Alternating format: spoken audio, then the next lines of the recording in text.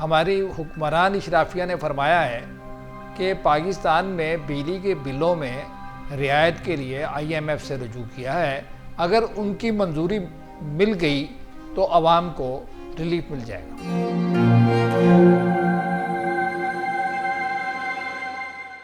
یہ اتنا خطرناک جملہ ہے کہ جس نے ہمارے لوگوں کو پریشان کر کے رکھ دیا ہے کہ ہماری قومی آزادی کہیں گروی ہے. بسم اللہ والصلاۃ والسلام علی رسول اللہ. ان دنوں ایک خبر نے ہمارے سوچنے سمجھنے والے اور پاکستانیت پر توجہ رکھنے والے لوگوں کے لیے ایک بہت بڑا مسئلہ پیدا کر دیا. وہ خبر ہے ہماری حکمران اشرافیہ نے فرمایا ہے کہ پاکستان میں بجلی کے بلوں میں رعایت کے لیے IMF سے رجوع کیا ہے.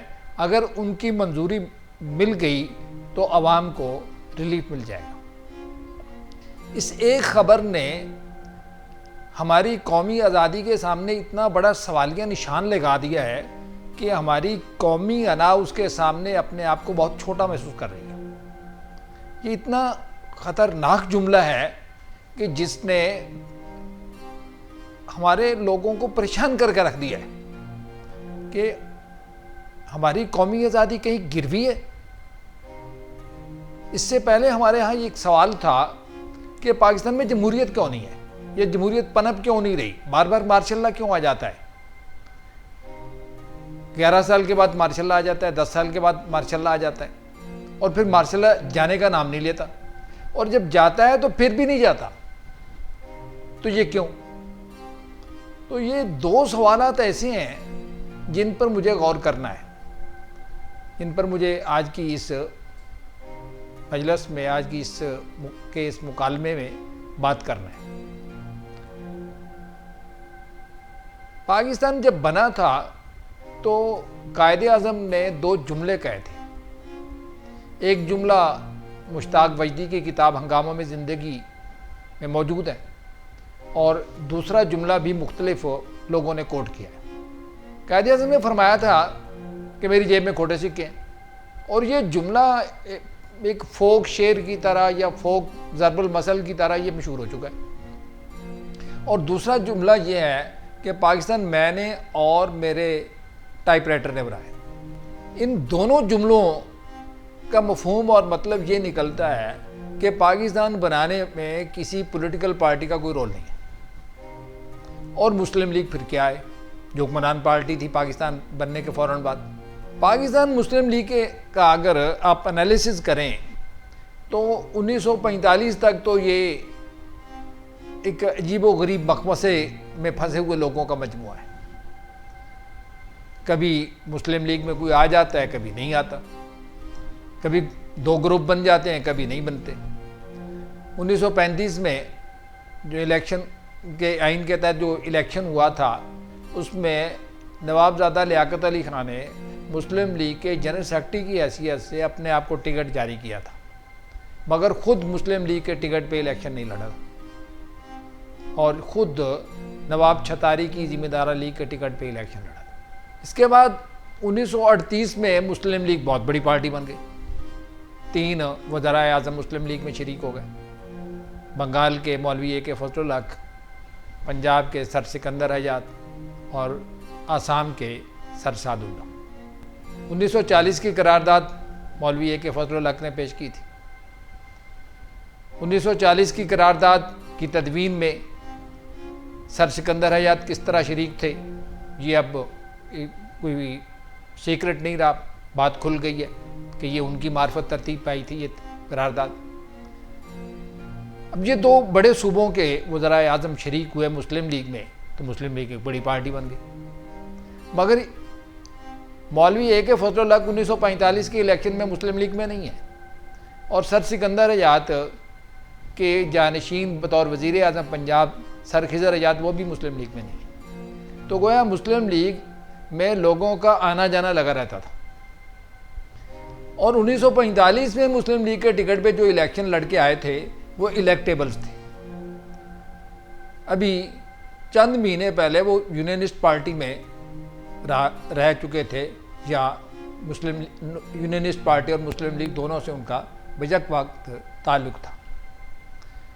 اب یہ الیکٹیبلز جو ہے نا، ان کا ایک سیاست کا اسلوب ہے کہ یہ پالیٹکس وداؤٹ سوشل چینج پہ ایمان رکھتے ہیں کہ پالیٹکس کرنا ہے مگر سوشل چینج نہیں ہونے دینا، ملک کے نظام یا نظم میں کوئی تبدیلی نہیں آنی، یہ ان کا ایک کلچر ہے۔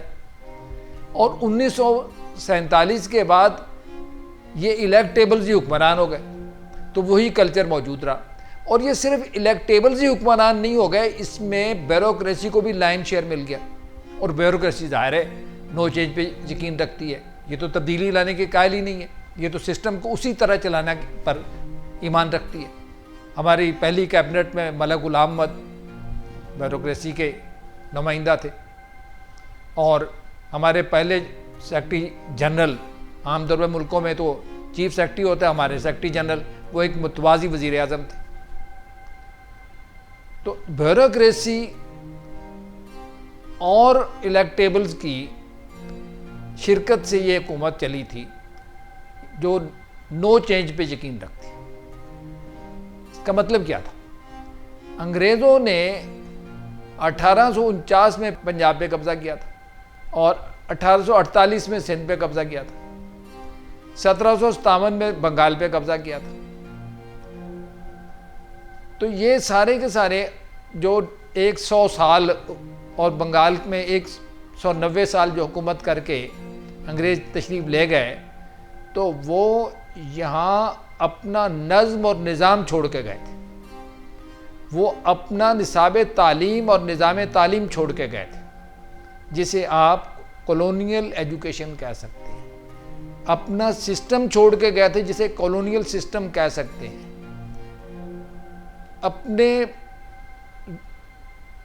وفادار طبقات چھوڑ کے گئے تھے جنہیں آپ الیکٹیبلز کہہ سکتے ہیں، جو کولونیل انداز میں سیاست کرتے تھے، جو انتہائی فرما برداری سے انگریز آقا کی وفاداری کا دم بھرتے رہے اور ان سے کبھی بے وفائی نہیں کی۔ تو الیکٹیبلز کا وہ گروہ اور کولونیل ادارے یہ مل کے حکومت کر رہے ہیں 1947 میں۔ تو ان کے ذہن اور ذہنیت میں کہیں ممکن ہی نہیں کہ ملک کو ڈی کولونائز کیا جائے۔ اب نصاب تعلیم سے نظام تعلیم تک، حکمران طبقات سے حکمران اداروں تک، کہیں کوئی عوامی ادارہ موجود ہی نہیں ہے، کہیں کوئی پولیٹیکل موومنٹ ہی موجود نہیں ہے۔ تو جب ملک میں الیکٹیبلز کی حکومت ہو اور کولونیل اداروں کے ذریعے حکومت کی جائے، تو ڈی کولونائز کرنے کا یا ہونے کا سوال ہی پیدا نہیں ہوتا، کوئی سوچ ہی نہیں سکتا ملک کو ڈی کولونائز کس لیے کرنا ہے۔ انہیں تو کولونیل انداز میں کولونیل طریقے سے حکومت کرنے کا لطف آئے گا۔ 1947 سے پہلے انگریز یہاں حکومت کر رہا تھا، تو ہمیں ان پہ اعتراض یہ تھا کہ وہ یہاں حکومت کرتے ہیں اور یہاں سے دولت اکٹھی کر کے اپنے ملک میں لے جاتے ہیں،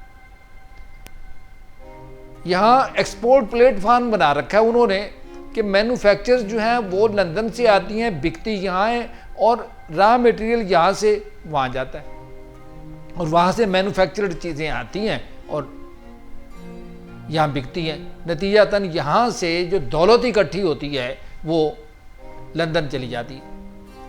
وہ چلے گئے، مگر اس کے بعد وہ کولونیل ادارے جو چھوڑ کے گئے، وہ کولونیل سسٹم جو چھوڑ کے گئے، وہ الیکٹیبلز جو چھوڑ کے گئے، ان کا وہی شوق اور وہی ذوق برقرار رہا جو 1947 سے پہلے انگریز حکمرانوں کا تھا۔ یعنی یہاں سے دولت اکٹھی کر کے فرسٹ ورلڈ میں، یعنی اگر برطانیہ نہیں تو امریکہ میں، ترقی یافتہ ممالک میں جا کے اپنی دولت جب رکھنا، یہاں سے کمانا اور ترقی یافتہ ممالک میں دولت رکھنا، اس ملک کو ایکسپورٹ پلیٹ فارم کے طور پہ استعمال کرنا، اور یہاں کولونیل انداز میں حکومت کرنا، یہاں کی عوام کو اپنا غلام اور فرما بردار سمجھنا۔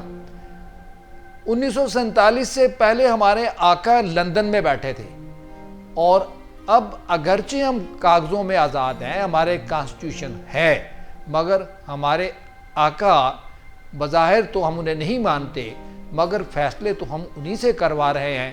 آئی ایم ایف اور ورلڈ بینک کے نام سے ہمارے آقا پاکستان سے باہر بیٹھے ہیں۔